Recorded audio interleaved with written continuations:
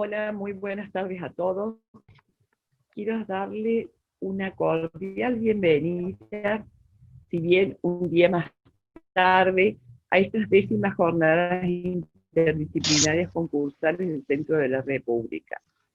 Realmente agradezco tanto a todo el equipo que ha trabajado en esto y a todos los disertantes que nos acompañan y que hace que esta jornada sea verdadero lujo. Además, quiero agradecer muchísimo el homenaje de ayer y aclararles que yo tenía idea que esto ha sido una conspiración en esto de los organizadores. Muchísimas gracias a todos, gracias por estar y gracias por acompañarme y acompañarnos a todos nosotros. Y realmente estoy muy, pero muy contenta. Hacemos de una idea que surgió con Pepe Rodríguez Parrina allá por el 2002, y siempre han sido un éxito, realmente con mucha concurrencia, pero esta vez ha superado absolutamente todas las expectativas que hemos tenido. No quiero robarles más tiempo, les doy una cordial bienvenida y espero que sigamos participando todos en estas jornadas interdisciplinarias concursales. Gracias, gracias queridos amigos. Un gusto, Rita. Felicitaciones, te lo mereces. Hola Hugo, buenas tardes, ¿cómo estás? El gran hacedor de todo esto. No te veo en la primera... Ahí estás, ahí ahora te veo, ahora te veo. Maestro, Hugo, maestro. Maestro, realmente. Realmente. Bueno, Eduardo, entonces... Bueno, muy bien, bienvenidos a todos, muchísimas gracias. Vamos a dar comienzo entonces formalmente a la actividad del día de hoy. Está presente el doctor Marcelo Barreiro. Él es abogado experto en Derecho Concursal, Crisis y Reestructuración Empresaria. Ejerce su actividad docente en diversas universidades, Universidad Católica, Universidad de Ciencias Empresariales y Sociales, la Universidad Austral. Ha publicado trabajo y estudios jurídicos en diversos medios. Esto a título personal, destaco esos artículos sobre todo, ¿no? Pero yo siempre recomiendo los de responsabilidad de terceros, de los administradores y terceros en la quiebra, que la verdad estamos esperando ese libro que seguramente en breve va a salir. Es presidente del Instituto Argentino de Derecho Comercial, siendo además fundador e integrante de la comisión directiva del Instituto Iberoamericano de Derecho Concursal. Se le reconoce como un académico de ley, atento a su pasión por Racing Club. No voy a agregar comentarios al tema. Finalmente, si se le pregunta por algún desempeño exitoso en materia deportiva, se señala que a los 9 años obtuvo su cinturón amarillo en judo. Y ahí quedó, creo. No sé si después siguió avanzando en los cinturones, pero ahí quedó. Marcelo es un amigo y la verdad que para nosotros es un honor que haya aceptado, por supuesto, agradecidos todos de que estés presente y te escuchamos atentamente. La idea es que, conjunto a Daniel, que ya después va a ser presentado, digamos, traten temas relacionados con la agenda concursal imprescindible. Esto es que se viene como los temas fundamentales de la actualidad. Gracias, Marcelo. Bueno, muchas gracias a todos y a todas. Desde ya es siempre un placer enorme estar en Córdoba, aunque sea por esta vía virtual, con los grandes Eduardo, Sergio, el maestro Richard, María Fernanda, y además mucho más honrado que sea participando en un homenaje a mi querida Lita, que ojalá pronto nos podamos ver personalmente, y si es posible en el Congreso del Iberoamericano de Roma del año que viene, tomando otra vez un café en el Café Greco, de 1600 o 1700 y pico, como alguna vez sucedió. Así que, y debo hacer una aclaración, porque no quiero arrogarme méritos que no me competen. No soy cinturón amarillo de judo, solo llegué a blanco con 2 tiritas amarillas, porque la oportunidad que tenía para ganar la tercera y el cinturón amarillo, me tocó un rival que me doblaba en peso y que tenía 12 frente a mis escasos 9 años, y acabó conmigo rápidamente y acabó también con mi carrera dentro del deporte. Así que solo fui blanco con 2 tiritas amarillas. Bien, Vamos al tema. El tema que nos asignaron para hacer este dúo de Thompson y Williams con Daniel es el tema de la agenda concursal imprescindible. Al abordar el tema y buscar los últimos días digamos, el material para esto hay una cuestión que es, yo soy habitualmente invitado a estas jornadas y participé hace 2 o 3 años atrás en una donde el tema que me tocó era la crisis del derecho concursal y yo lo terminaba con la nueva agenda. Con lo cual voy a empezar con una síntesis de aquella exposición, porque entiendo que esa agenda de hace 2 o 3 años atrás sigue tan vigente como en aquel momento y quizás en esta coyuntura muchísimo más, y porque además, respecto específicamente a la Argentina, casi nada de esa agenda está regulado normativamente, o sea, sigue siendo todavía deseos o expectativas. El derecho concursal pretende regular un fenómeno que es la crisis. Desde hace muchísimos años, los últimos 20 por lo menos, o 30, el fenómeno de la crisis ha mutado y se ha extendido, primero en las periferias, en las regionales, como nuestro país y demás, que tenemos crisis recurrentes que terminan siendo sistémicas, y después se instaló también del mismo modo en el centro del poder económico financiero del mundo, la subprime del 2008-2009 en Estados Unidos, que después rebotaron en Europa. Eso motorizó la necesidad de una permanente reforma del derecho concursal, es decir, de los mecanismos legislativos que pretenden regular ese fenómeno previo, la insolvencia, para tratar de atenuarlo, de morigerarlo o de extirparlo si fuera posible. Con lo cual, lo que nos pasaba a nosotros le pasó al mundo, y cómo reaccionó el mundo modificando permanentemente sus leyes de quiebra, como lo ha hecho España, como lo ha hecho Francia, Alemania, y un largo etcétera. Con lo cual, hubo un cambio brutal de los paradigmas, sobre esto algo se va a referir Daniel, digamos, que pretende regular el derecho concursal, que pasaron del interés puro del acreedor, cuando este derecho se creó, a que hoy cualquier ley concursal pretende definir y defender o atender una variopinta variedad de intereses, la mayoría de las veces una pluralidad de intereses que es la mayoría de las veces muy dificultoso que puedan atender. También cambiaron los principios, ya la paridad, la universalidad o la unidad no son lo que eran hace 7 siglos, 8 siglos atrás, pero tampoco son lo que eran hace 30 años atrás. Y por supuesto, también han cambiado el concepto sobre los presupuestos subjetivos y objetivos típicos de los procesos concursales. La crisis permanente ha generado una mutación permanente y instaló, y así fue la conclusión de aquella charla de hace 3 años atrás, una nueva agenda, que es la que voy a referir ahora porque entiendo que está tan vigente como en aquel momento.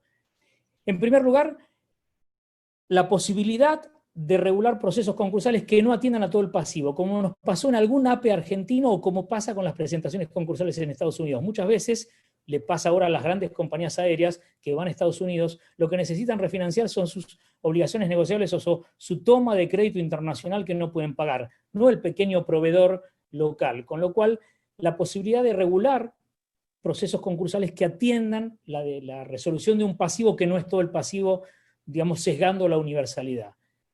Después, la inexorable regulación de un tema que con Daniel publicamos hace 12, 13 años, un artículo, el acreedor involuntario.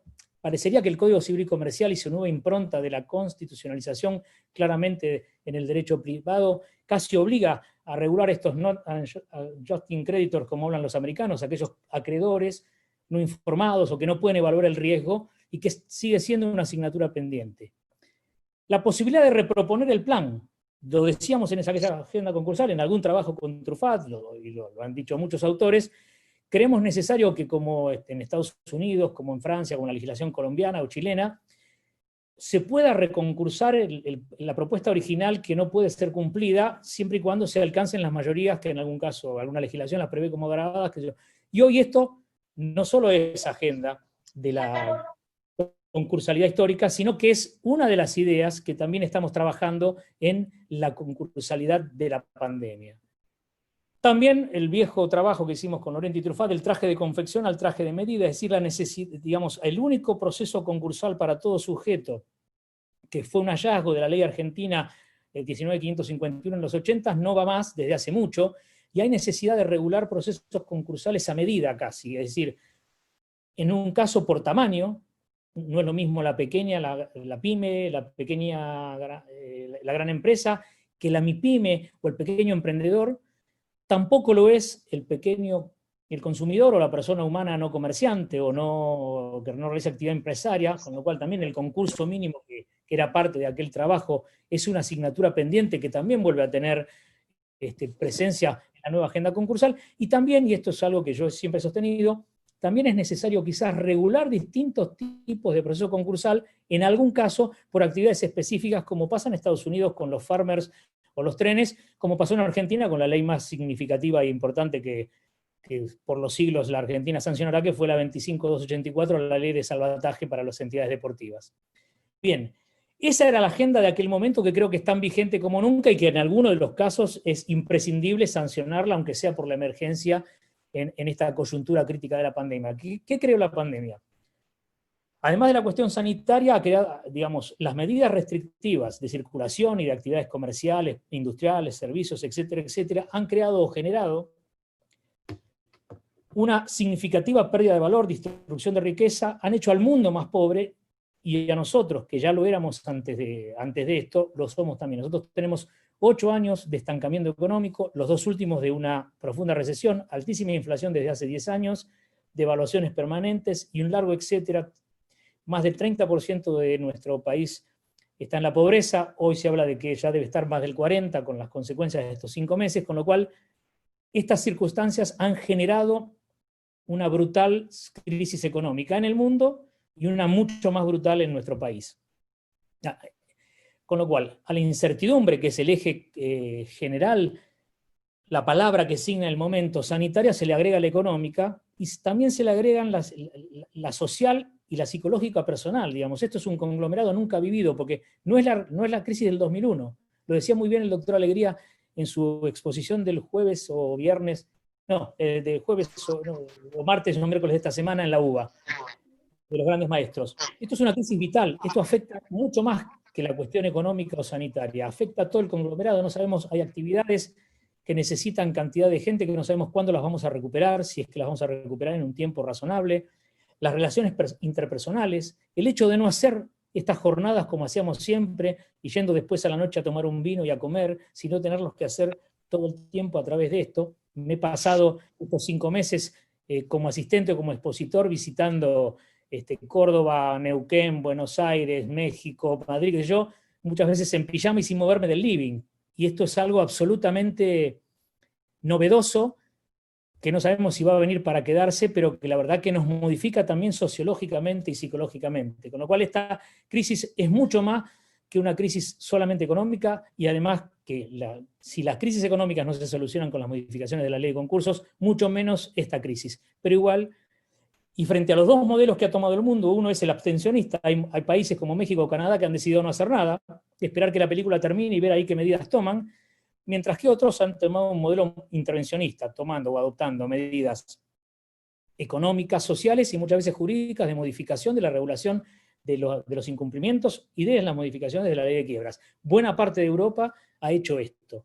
¿Por cuál me inclino? Claramente por el intervencionismo. Yo creo que esta crisis ha enfermado a los sanos y hace que agonicen los que ya estaban enfermos previo a la pandemia, con lo cual, si las leyes concursales regulan un fenómeno, y ese fenómeno ha mutado a una extensión desconocida históricamente, como es después de esta pandemia, o durante esta pandemia, es inexorable que algún cambio tenemos que hablar, con lo cual tiene que haber un cambio legislativo concursal, a riesgo incluso de ser insuficiente o equivocado y que deba, como pasa en Europa, modificarse con nuevos reales decretos en España o DNUs italianos o en Inglaterra, porque se ve que es insuficiente, e incluso a riesgo de que en algún caso algún vivillo abuse de esa situación, siendo que no tienen la necesidad para tanto. Pero el stock de deuda que acumulan, sobre todo las personas humanas y las pymes, en estas coyunturas donde su estructura de costos sigue idéntica y sus ingresos se ven disminuidos a 0 o al 20%, en algunos sectores sobre todo, la verdad que inexorablemente lo necesita. ¿Cuál es la agenda mundial entonces que ha tomado estas legislaciones en el mundo para tratar de atenuar esto? Bueno, del análisis de las legislaciones podemos hacer una síntesis que también está en la página de INSOL, que se va actualizando a medida que hay modificaciones legislativas. En primer lugar, en casi todos lugares del mundo se ha suspendido el derecho de los acreedores para pedir el concurso necesario del deudor, nuestros pedidos de quiebra. Y también se ha suspendido la obligación del deber que tiene el administrador en algunos países como España, Alemania y demás, de pedir el concurso dentro de un plazo limitado desde que conoce la cesión de pagos. Incluso en España, y algo que se cuestiona su constitucionalidad en España, se le ha impedido pedir el propio concurso. La suspensión o flexibilización... Y aparte, después fin de septiembre, un día nos juntamos todos y charlamos tranquilo y nos dejamos joder, ¿viste? Por favor, los micrófonos, si pueden apagarlos, gracias. Perdón, No, Marcelo. porque como dijo, dejémonos de joder, yo pensé que se refería a mí y lo tomé como personal.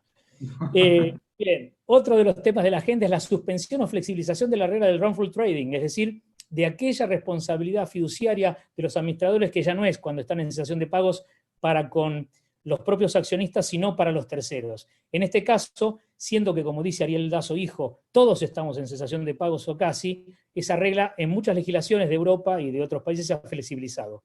La regulación de un régimen de insolvencia para MIPYMES o pequeñas pymes con velocidad de acceso y trámite corto de bajo costo, como ha regulado Colombia, también se da en muchas legislaciones. En algunos países, Singapur, suspensión del periodo de sospecha. Nuevas reglas a favor de los acreedores que prevean recursos frescos, el deep financing o el financiamiento postconcursal. Esto es inexorable y lo va a hablar Truffat. Incluso España e Italia, que subordinaban a los vinculados que prestaban plata, no solo no lo privilegiaban, sino todo lo contrario, han suspendido la subordinación y lo llevaron al rango de quirografarios si son los propios accionistas o socios quienes prestan dinero para salir de esta crisis. Alguna regulación genérica sobre los contratos y obligaciones incumplidas en algún país hay. Flexibilización de los parámetros de los bancos centrales para las entidades financieras para poder prestar más con créditos más blandos. El uso de medios digitales o virtuales para todo. Estamos terminando por tener en la Justicia Nacional un expediente virtual que no teníamos del todo. El otro día nos contaba en el instituto un profesor chileno que les ha pasado lo mismo, y acá estamos ya con la verificación. Empezó con Vicentín, pero se está extendiendo la posibilidad de hacer verificaciones en los concursos de manera virtual por la necesidad que la pandemia y las restricciones obligan. La suspensión en buena parte de los países de la causal de liquidación por pérdidas y la facilitación de la preconcursalidad, mecanismos extrajudiciales para renegociar, de conciliación, de mediación, y en esto el modelo colombiano de las 3 normas que han tomado con estos 7 nuevos procesos va en esa sintonía. ¿Qué pasó en Argentina? Bueno, en Argentina hemos tomado algunas medidas, ha tomado el gobierno algunas medidas económicas y sociales como el IFE, el aumento del subsidio del desempleo y demás, pero no todavía jurídicas. Hasta el viernes pasado, donde se tuvo media sanción, esa legislación casi que es poner en un limbo o en un freezer las cosas, no teníamos nada más allá de que hay un trabajo arduo de buena parte de la doctrina, de algunos legisladores y de algunos grupos de estudio, algunos preexistentes como los institutos y otros formados al efecto como los monjes medievales que inició Truffat a principios de abril, que luego se transformaron en el ARCA, que es un colectivo de muchísimos destacados abogados y contadores de todo el país, buscando ideas para esto, que ha generado algunos proyectos propios también que se han tratado de acercar a los poderes políticos para ver si alguna sanción hay. ¿Cuáles son los ejes que debería tener esta en una breve síntesis? Para mí hay uno previo, que en un artículo que publiqué en La Ley hace 2 meses y pico atrás, voy en sintonía con otra publicación de Fujimi y el maestro Richard. Yo creo que, además de las reformas concursales, necesitamos un parar la pelota, una norma genérica temporal que ante la cantidad de incumplimientos de obligaciones y contratos post-pandemia hace insuficientes los mecanismos de fuerza mayor, imprevisión, excesiva onerosidad, y que además todos esos van a terminar en la justicia, con lo cual debería abrirse un marco de 120 o 180 días, una suerte de moratoria, pausa general, para negociar, para evitar el tsunami eventual de planteos judiciales de todo tipo, o la achatación, o achatar la curva, como decían en ese trabajo Richard. Para mí, bajo 2 condiciones: que esta negociación debe hacerse en ese lapso temporal sin aplicar a las obligaciones las consecuencias de la mora culpable, porque en la fuerza mayor no hay mora culpable, bajo el marco de la buena fe y del esfuerzo compartido. Pero me parece que en esta coyuntura más que nunca el esfuerzo compartido tiene que ser sobre la base de los flujos posibles del deudor. Circunstancia dificilísima de conciliar en esta coyuntura en donde no sabemos qué negocios va a haber cuando esto termine y de qué magnitud, o cómo los existentes van a continuar si continúan y en qué magnitud. Bueno, después todas las medidas procesales de los procesos concursales típicos, como la reformulación y extensión de los plazos que esta norma del viernes tienen, la regulación de un financiamiento posconcursal con privilegio, que hay alguna norma que lo postulaba, la posibilidad de la repropuesta, la modificación de la propuesta, la regulación de algún proceso flexible de fácil acceso con menores costos, que podría ser un APE, pero con stay inmediato, por un lapso X, como hizo Colombia, o como lo hizo el Small Business del Act del Chapter 11 en marzo o abril de este año. Y yo creo, y este es un eje fundamental, que además en todo eso la FIP, además de una moratoria muy tentadora, debe ceder su posición más que nunca, digamos. Este doble bonete del que siempre habla el maestro Dazo, de que por un lado te da la regulación concursal que te permite salir de la crisis, pero por otro lado es el primero que quiere cobrar, en esta coyuntura debería ceder frente a la extensión de la crisis. Y por último, el tercer ámbito de la realidad que debe ser regulado es el concurso de la persona humana, este viejo concurso mínimo del cual algo va seguramente a hablar Daniel, pero con un proceso muy informal, 2 audiencias, la regulación de la segunda oportunidad con un amplísimo discharge, siempre que haya buena fe, y una potestad amplísima de una facultad de grand down power, de sometimiento por parte del juez, que aún en caso de que no exista, pues en las mayorías del caso, si entiende que el plan es razonable y plausible, pueda igual homologar y permitir que la persona humana salga. Algo del contenido de la regulación del viernes que Daniel va a comentar, no regula el concurso de la persona humana, pero va en sentido esto de la protección de la dignidad del deudor, de la cual también siempre nos habla nuestra fiscal, excelente fiscal de Cámara, Gabriela Boquín. Hablo de nuestra porque no es porque sea mía, sino porque es de nuestra jurisdicción, perdón. Bien. Para ir llegando al final del camino. ¿Qué pasa con esto? Digamos, ¿todo esto es necesario? Sí. ¿Es suficiente? No. Y tampoco las necesidades económicas. El otro día Angela Merkel dijo, Alemania no puede seguir cerrada en su economía, no lo puede sostener. Si no lo puede sostener Alemania, ¿quién? Y ellos van a poner 900.000 millones de euros en su economía, como los 3 trillones que puso Trump en la suya. Nosotros no podemos hacer esto, e igual consideran que es insuficiente para motorizar la economía del día después. Con lo cual, la primera conclusión, yo creo que así como el coronavirus puede traer contagio y puede traer muerte, hay que aceptar la realidad, y esto va a traer también muerte empresaria. Ya estamos viendo muchas, sobre todo en negocios gastronómicos o de vestimenta y qué sé yo, negocios que cierran a la antigua, el abandono de los negocios de la Edad Media, porque bajan los brazos, porque ya no hay posibilidad de la realidad, porque el stock de deuda que acumularon y la posibilidad de abrir a cuentagotas en los meses que siguen hacen imposible la continuidad. También la necesidad de empezar a pensar en la reconversión de los negocios, nos está pasando mucho a los profesionales. ¿Es necesario que tengamos la estructura que teníamos ahora que nos dimos cuenta que podemos trabajar de esta manera? ¿Esto vino para quedarse o es solamente la coyuntura de la pandemia? Y de esto, muchísimos negocios, o actividades que necesitan gente en cantidad multitudinaria. Los recitales, el deporte con público, los shoppings o los malls, los cines, los teatros, ¿se van a poder reabrir? ¿Cuándo? ¿Cómo? ¿Habrá que reconvertirlos? Después, que toda hipótesis de renegociación de deuda en esta coyuntura, más que nunca, yo creo que esto es siempre así, pero en esta coyuntura más, debe hacerse sobre la base de los flujos posibles del deudor. Deberían también regularse mecanismos ágiles de liquidación de los activos para poder, en el caso de que el deudor no pueda salir, los activos útiles, reinsertarlos rápidamente en la economía y pensar en el día después, que es donde hay que pensar. Regulación de instrumentos y vehículos flexibles atractivos para la inversión, por eso el desechar las SAS como parecería que está sucediéndonos hoy, me parece que no es el momento ni es el lugar, todo lo contrario, habría que generar nuevos y más instrumentos que atraigan la inversión, porque lo vamos a necesitar inexorablemente para el futuro. Y otra cosa que por ahí habría que pensar, creo yo, es en la limitación de los derechos de los convenios colectivos por un tiempo determinado, porque las empresas, si no, cuando toda la maquinaria vuelva a funcionar, con la herida que traen del stock de deuda y con la imposibilidad de ingresos, del flujo de ingresos natural que tenían el año pasado hasta determinado tiempo, les va a ser muy difícil. Y como calefón, como diría un amigo mío, como para cerrar o como conclusión, algo que vengo pensando también en esta idea. Tenemos un grave problema que es ese stock de deuda, la crisis que se está acumulando en los sujetos y que hay que ver cómo solucionar. Los recursos de Argentina son escasos. Nosotros tenemos un PBI que en términos reales medido es el mismo del año 97, como les dije, un 30 y pico % de pobreza que parecería que hoy está más del 40 y que podría llegar a más del 50 para el año que viene si la continuidad de la crisis económica es así, por lo menos en las mediciones. Y yo, con lo cual, me parece mucho más prudente los recursos escasos que tengamos, Una es seguir emitiendo, pero con las consecuencias que esto trae, y parece que el ministro de Economía no es muy, digamos, enamorado de esta posibilidad. La otra, mayores exportaciones en un mundo que está cerrado, no sabemos hasta cuándo, y donde los commodities no tienen los precios del 2003, con lo cual va a ser difícil.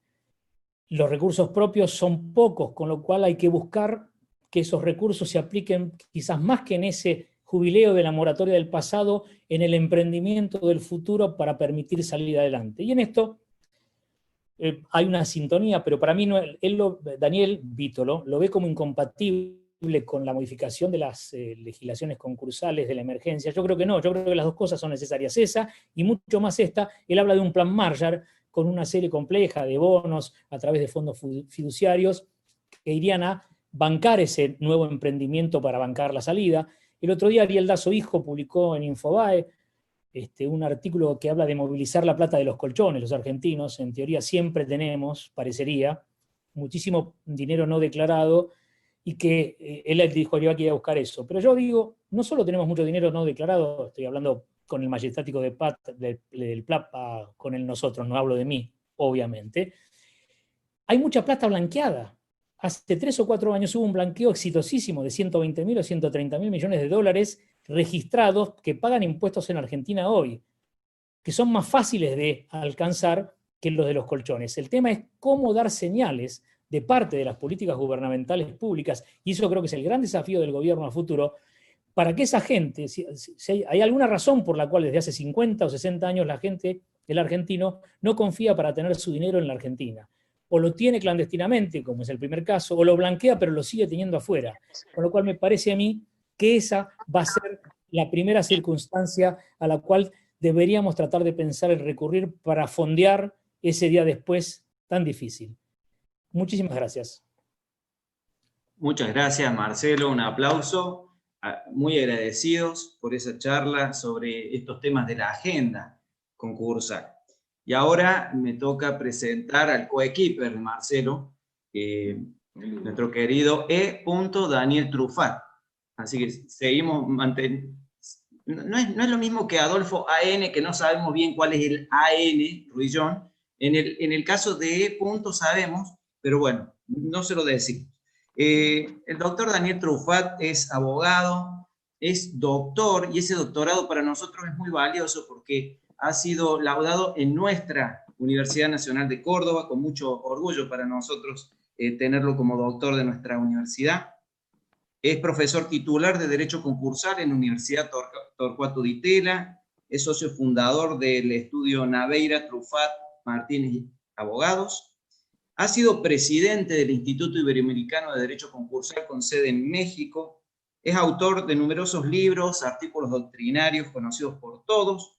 Es un gran admirador de la literatura, de Borges. Es un conocedor, al menos de los que conozco como pocos, de la mitología. Él nos enseñó, por ejemplo, que Afrodita se bañaba en Pafos y trató de relacionar eso con, con la famosa conversión del concurso y la repristinación, y eso lo aprendimos en el primer Congreso de Derecho Concursal que fuimos ya hace 20 años, como decía Stolkiner ayer, en el Congreso de la Cumbre. Actualmente se desempeña, yo diría, como capitán del ARCA, que recién mencionaba Marcelo Barreiro, y tiene el mérito, y aquí, si no sé cuál de los dos más deportistas, de los conferencistas actuales, tiene el mérito de haber sido, escuchen bien, a los 11 años, miembro de la categoría tiburón en el club donde nadaba en su barrio, cuando a esa edad sus compañeritos no trascendían de la categoría de hipocampo o peces voladores, según tengo entendido, si nos puede comentar algo.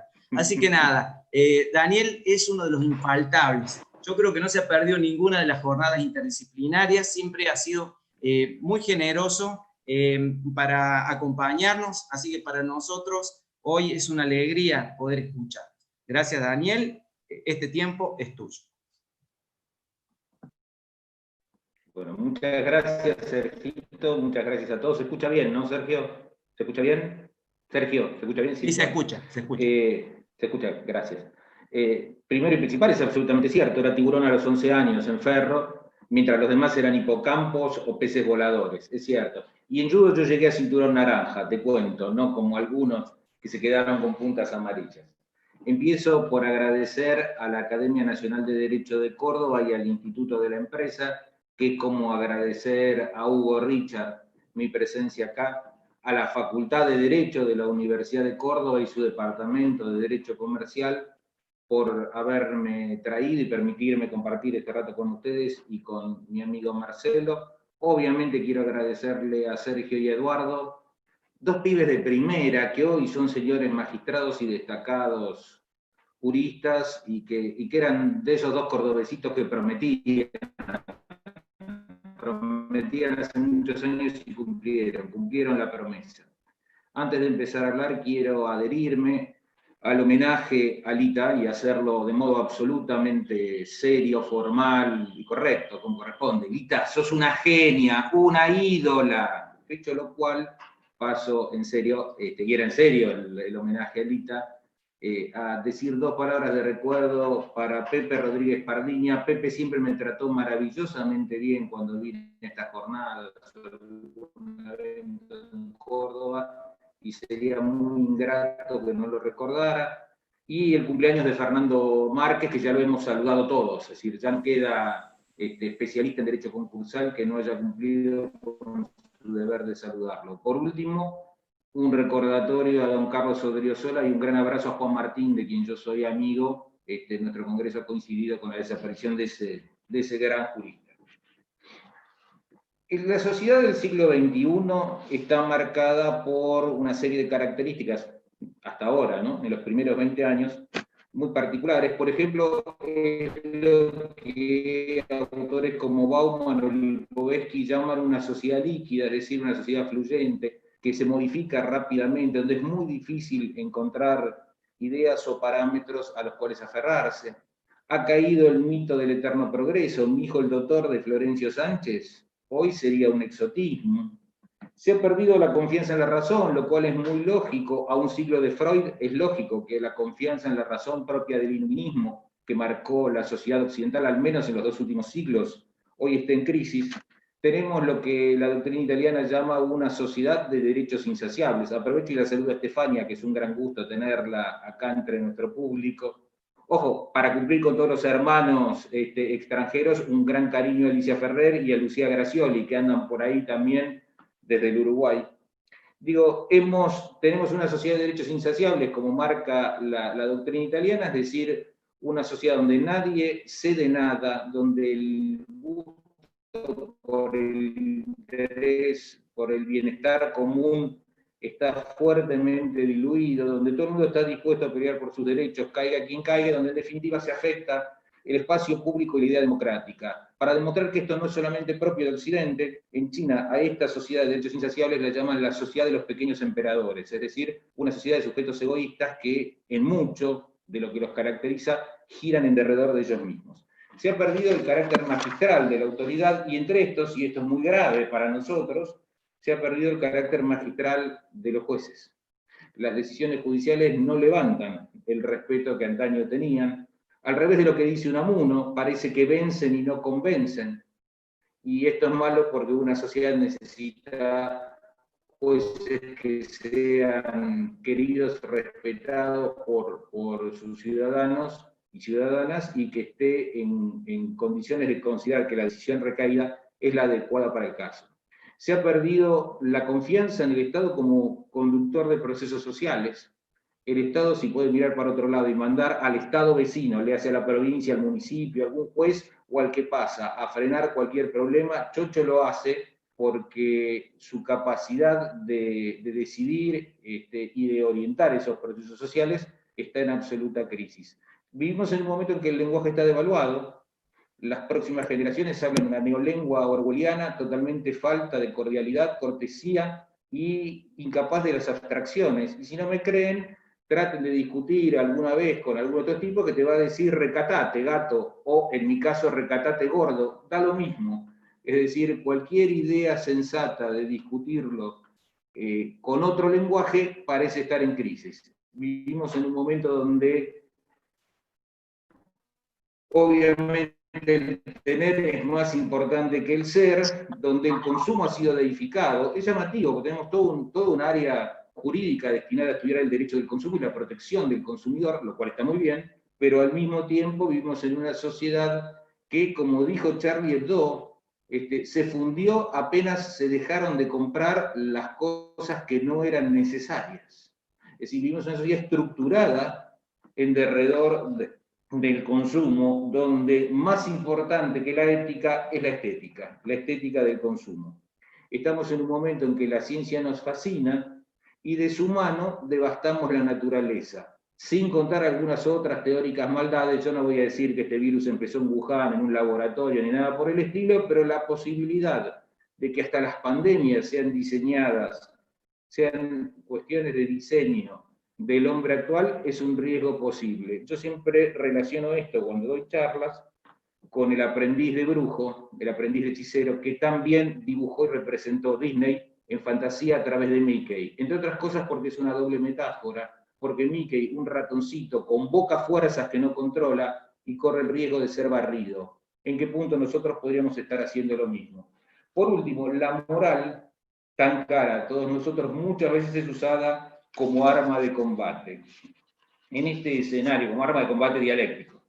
En este escenario habíamos elaborado en su momento, en diversas presentaciones, en diversos trabajos, con Marcelo, con Javier Lorente, agendas que reflejaran cuáles eran los temas que en este mundo, que no es una maravilla precisamente, según mi descripción previa, eran importantes para los concursalistas. Entonces teníamos, bueno, el análisis de la abusividad de la propuesta, que es sobre el que se ha realizado una gran cantidad de estudios y análisis, el tema de, perdonen, uso la metáfora voto del tercero sesionario el acreedor no concurrente, el tercero, es decir, la exclusión del sesionario o no, el alcance de los deberes de información sindical, exaltados por las últimas modificaciones de la ley, el alcance que debería darse a la rehabilitación y la posibilidad de que encontrara límite en la existencia de ciertas deudas respecto de los trabajadores o respecto de personas afectadas, dañadas físicamente por el deudor rehabilitado, el tema de los acreedores involuntarios, el tema de las cooperativas de trabajo, el gigantesco tema, como dijo Marcelo, del consumidor sobreendeudado. Teníamos además para analizar como tema el control de la licitud de fondos, es decir, todo esto que se trae del derecho financiero sobre conocer al cliente y conocer el origen de los fondos y demás para prevenir el narcotráfico, el terrorismo, la corrupción, era un tema que obviamente debía ingresar en la temática concursal hasta en la etapa de la verificación. El tema del fideicomiso, un tema importantísimo que es el de los concursos y el daño ecológico, porque habitualmente los jueces no ponderan al analizar aquello que venden, si tiene o no tiene deudas por remediación respecto de los estados provinciales, y obviamente el tema de estos días, o uno de los grandes temas de estos días, que es el de la financiación concursal y postconcursal, del fresh money, etcétera, etcétera. Esta era la realidad hasta marzo del 2020, en realidad, como muy bien dijo Marcelo, sigue siendo la realidad de temas, pero yo creo que hay 2 o 3 o 4 cuestiones que se nos han vuelto candentes, que nos hierven en las manos, no están calientes ni nos queman, hierven en nuestras manos, son como lava, que debemos analizar. Para analizar ellas, tenemos antes que meternos en un prius lógico, definir una cuestión previa que yo propuse en el ARCA, o sea el ARCA de algún modo de lugar de experimentación frente a esta cuestión, y es hasta qué extremo estamos dispuestos a ceder en posiciones previas para enfrentar la crisis. Y la verdad, todos los que me contestaron en el ARCA estaban muy de acuerdo con que la postura de los otros se diera. Nadie se dio un ápice respecto de sus propias posiciones. Seguramente está viendo esta conferencia, no lo vi en pantalla, pero imagino que está un queridísimo amigo mío, quien a su vez habló con otro ex compañero nuestro de la facultad, camarista del trabajo, preguntándole qué hacer frente a la crisis, y la respuesta fue, y qué sé yo, habrá soluciones que vengan desde las normas impositivas, habrá subsidios, pero como dijo Marcelo, convenio de crisis algún arreglo que hacer con los trabajadores. Ah, no, el derecho laboral está presidido por el principio de progresividad. Ni un paso atrás. Todas las soluciones tienen que venir desde otras áreas. Bueno, es razonable que si hay un área que se custodie sean los derechos del trabajador, pero ni un paso atrás. No se puede ir hacia atrás en lo más mínimo. Daer dijo que estaba totalmente de acuerdo con cualquier medida que no importara flexibilización, que es como decir, que hagan el esfuerzo los otros. Ayer, la Cámara Federal Civil y Comercial, para defender su no unificación con la justicia contencioso-administrativa, mencionó que solo se podía regular hacia la progresividad y que la unión sería regresiva. El prius lógico, de nuevo, es hasta dónde estamos dispuestos a ceder. Y le agrego un subprius. ¿Y cuáles son los puntos en los que no se puede ceder en modo alguno? O sea, hay dos riesgos contrapuestos absolutamente relevantes que no podemos olvidar. El hombre existe sobre la Tierra hace unos 5 millones de años, y el homínido hace unos 5 millones de años, y el sapiens sapiens, o sea, nosotros, con la capacidad de hablar y de pensar de modo abstracto, tendrá unos entre 33.000 y 40.000 años. Esto lo digo para que midan la escala. Una cierta especie animal que dominó este mundo 160 millones de años, decidió, cuando la Tierra tuvo un invierno nuclear producto del choque de un asteroide, que no iba a cambiar, que iba a aplicar todos los dogmas de la progresividad dinosauriana e iba a seguir en las suyas. ¿Y saben qué le pasó a los dinosaurios? Se extinguieron. Unos bichos mucho menos fuertes que ellos, que nacían vivíparos y no ovíparos, que se alimentaban de una sustancia glandular secretada por las hembras cuando eran pequeños, que tenían pelo, sobrevivieron al invierno nuclear. Y se terminaron apoderando del mundo y unos 60 millones de años después generaron los homínidos y a nosotros. Lo que no cambia se extingue. Lo que no se adapta se extingue. Ahora, ¿estamos dispuestos en nuestra adaptación a cruzar cualquier barrera? No. Hay hijos del siglo XX, hijos del horror del siglo XX, aunque estemos en el siglo XXI, sabemos que hay discursos y situaciones con las que no se tranza. Hay barreras que no se cruzan. A mí siempre me impresionó cuando era un joven estudiante el caso de los exploradores de cavernas. Yo no quería que los condenaran a muerte, no sé si ustedes recuerdan el libro de Lon Fuller, no quería que los condenaran a muerte, pero la verdad habían decidido matar a uno de ellos y comérselo. ¿En qué momento aceptar el canibalismo? Es aceptar que después salgan a cazar otras personas para alimentarse. Es decir, los aztecas empezaron así, por ejemplo.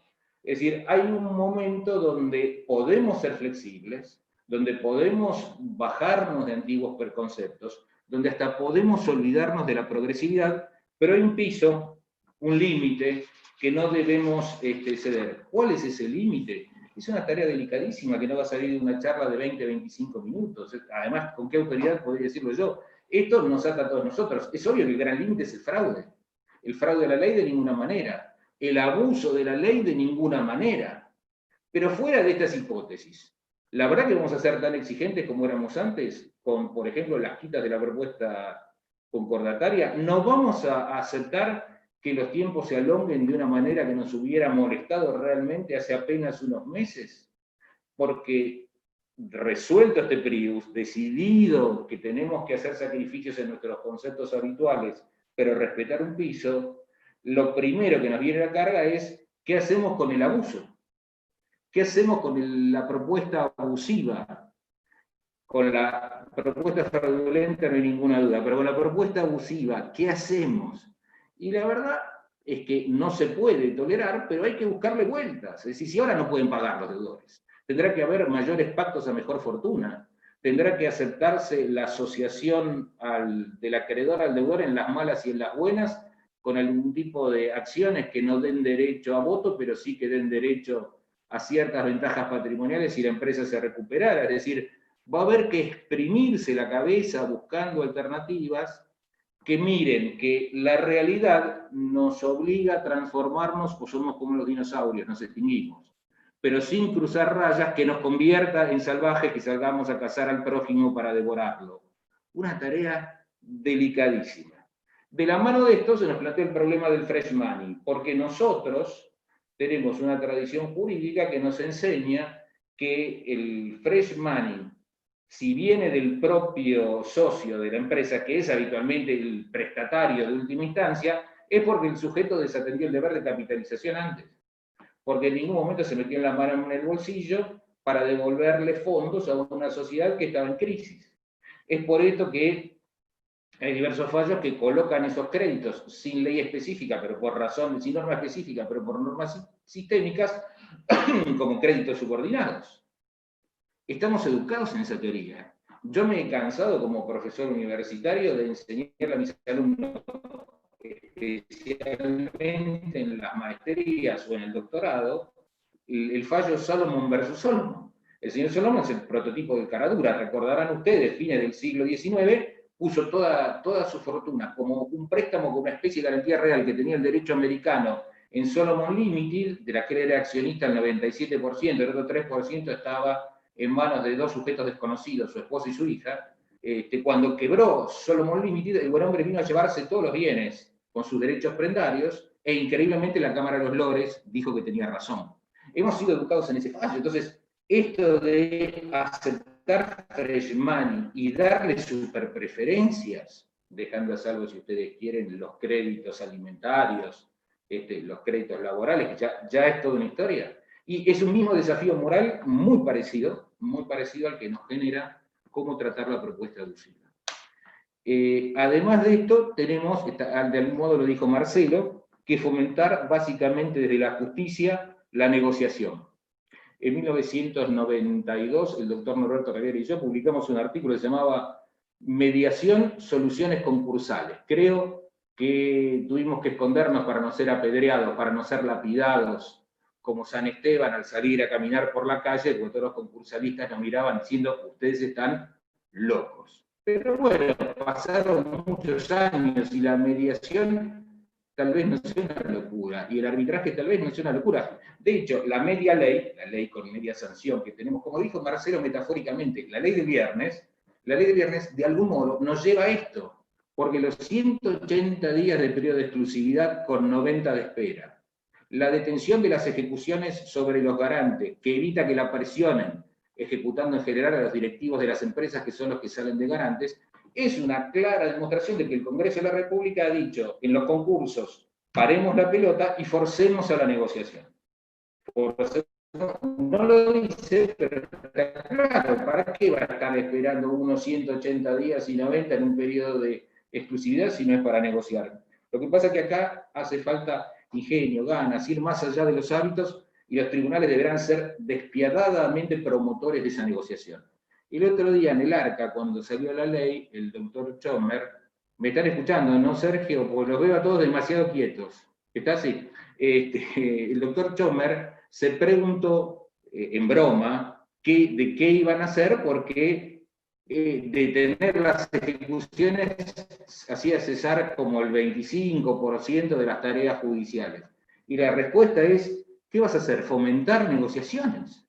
Fomentar que los deudores autocompongan el litigio y lo solucionen de esa manera. Esto es un poco la línea que proponían Fujimi y Richard. Por otro lado, se llega, pero es exactamente lo mismo. Y la última de las 4 temas de agenda, es decir, uno de los temas de agenda es ver qué hacemos con la propuesta abusiva, otro es que ver qué hacemos con el fresh money, el otro es el tema de la mediación, es el admitir que hay algunos supuestos donde la única solución parece ser la extinción de la deuda. Y el artículo 4 de la ley del viernes parece llevarnos a eso. No lo dice directamente, pero la verdad, si el legislador le dice al juez, tenés que fomentar la rehabilitación, o sea, rehabilitar el día siguiente, levantamos los embargos sobre los sueldos. Se acabó la historia, recupera toda su capacidad de consumo y su patrimonio. ¿Qué podrá estar en debate? La casa-habitación. Es muy difícil que, teniendo en cuenta la dignidad del deudor y de su núcleo familiar, el juez acepte la subasta de la casa-habitación. Con lo cual, ¿dónde estamos parados? Pues estamos parados claramente en una situación donde el legislador, cuarto tema para debatir, habrá determinado que la solución es la extinción de los pasivos.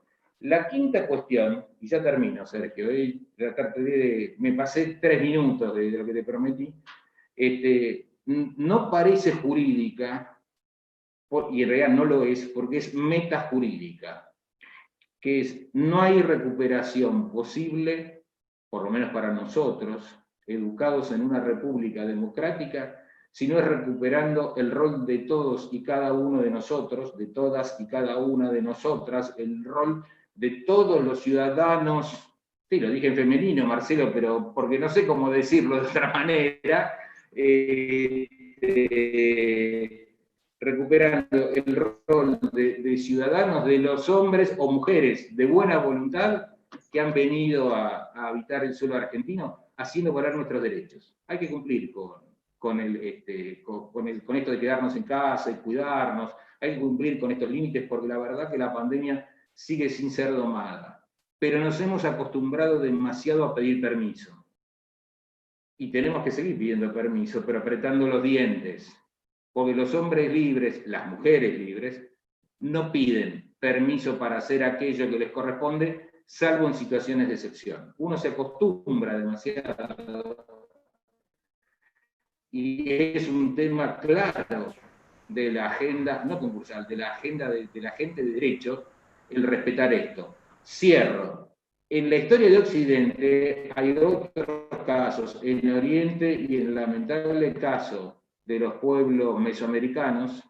En la historia de Occidente hubo 2 grandes pandemias, una en el siglo VI y una en el siglo XIV.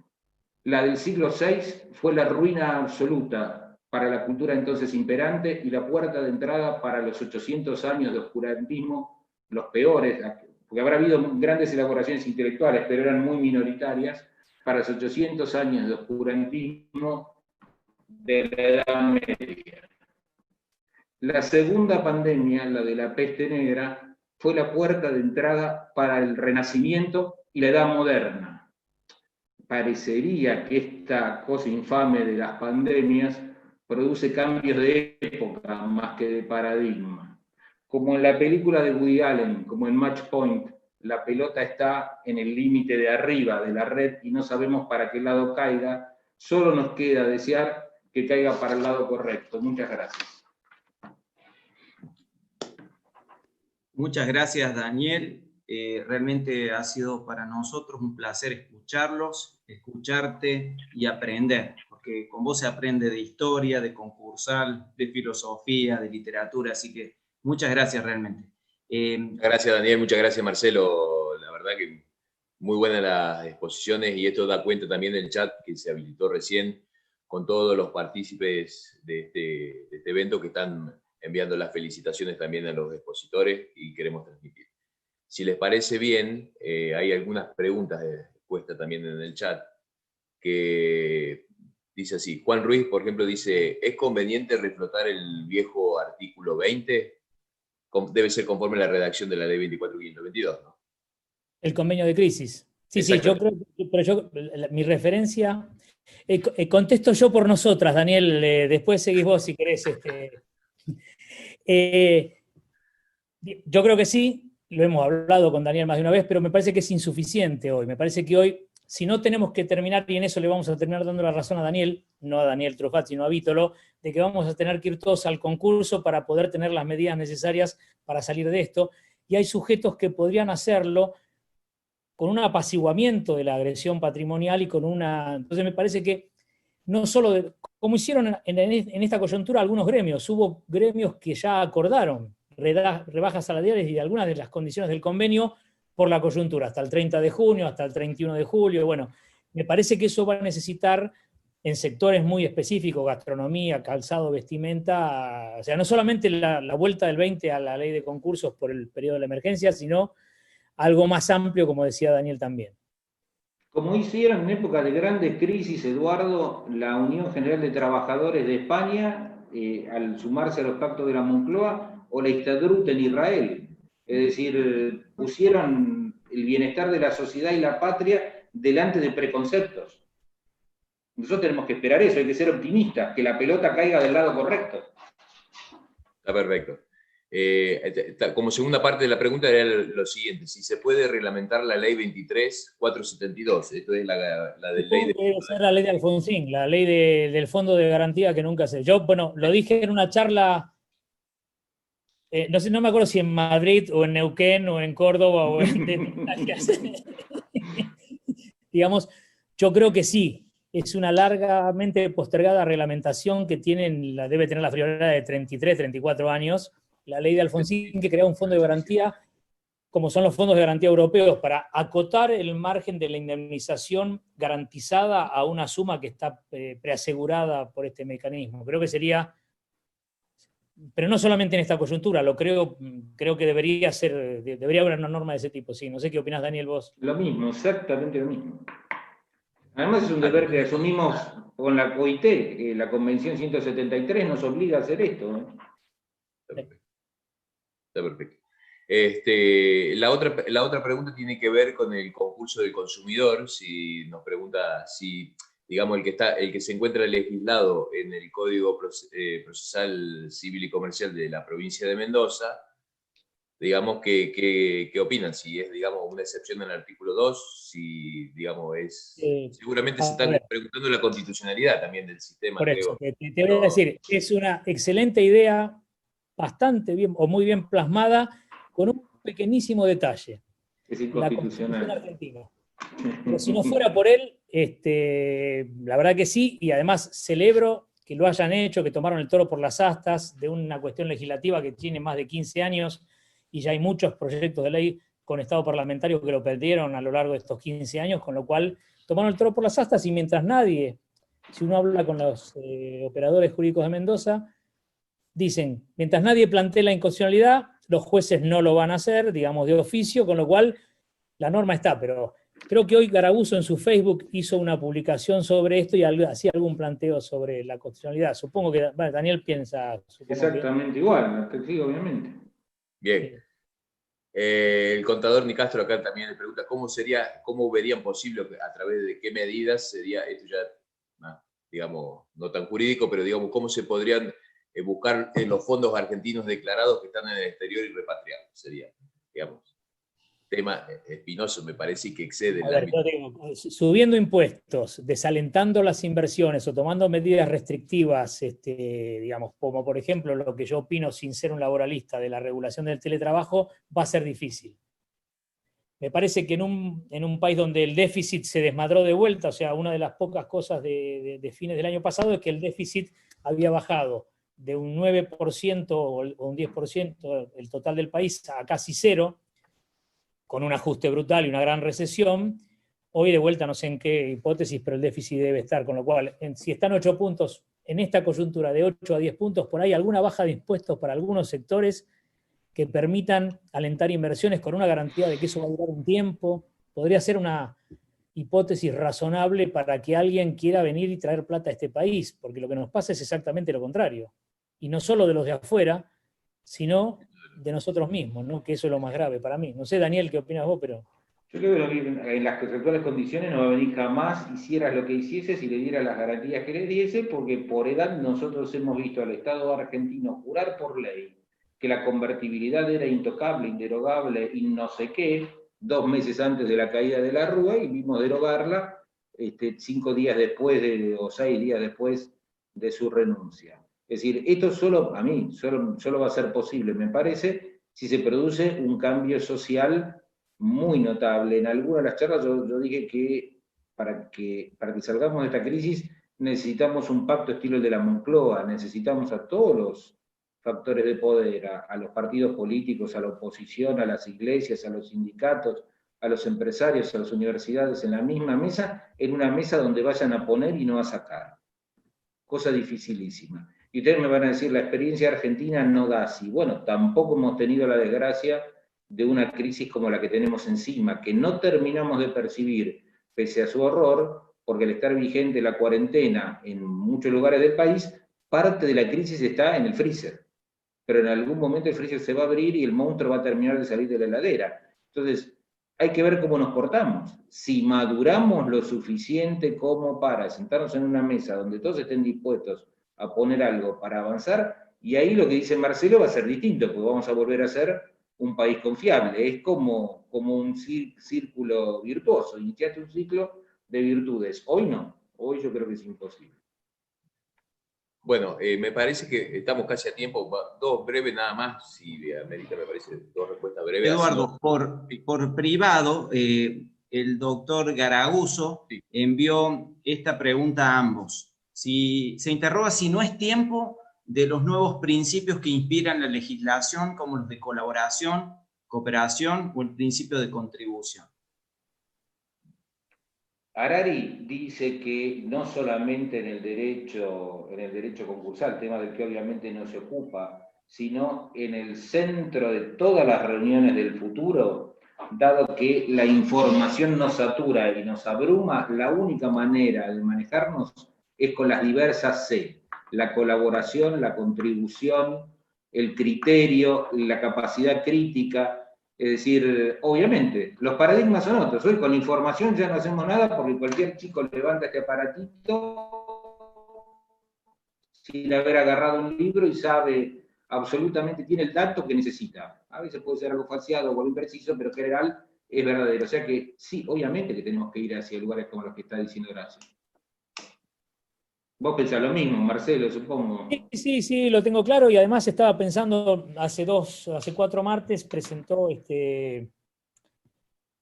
su libro de conflicto de intereses, la doctora Patricia Fernández de Andrés en el Instituto, pero vino a hablar de sociedades cooperativas en esta búsqueda de alternativas de, digamos, un nuevo modelo societario como una de las opciones posibles de recuperación del tejido no solo económico, sino social, un principio de cooperación excepcional y básico desde hace 150 años, ¿no? Con lo cual, creo que sí, pero digo, todos hemos pensado que hemos cambiado sustancialmente y que vamos a construir un mundo mejor el día después, porque todos nos hacemos preguntas sobre nuestra vida, sobre lo que queremos, sobre los deseos, si está bien el tiempo que dedicamos a las cosas que lo dedicamos, etcétera, etcétera.